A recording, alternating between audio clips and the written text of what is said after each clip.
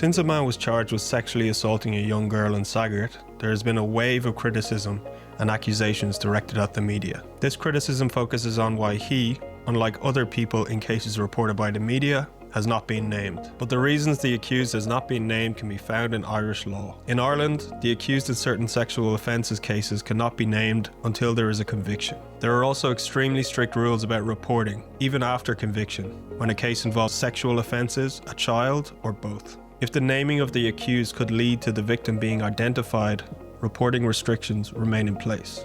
The Saggart case involves a sexual assault charge. Therefore, according to Irish law, the suspect cannot be named. This is the case for every sex assault charge since the current law was enacted last year. Previously, people accused of rape were guaranteed anonymity, but this was widened to include other sex offences when the legislation was amended last year. This change was made following recommendations from a working group that was set up to review how vulnerable witnesses are treated in sex offence cases.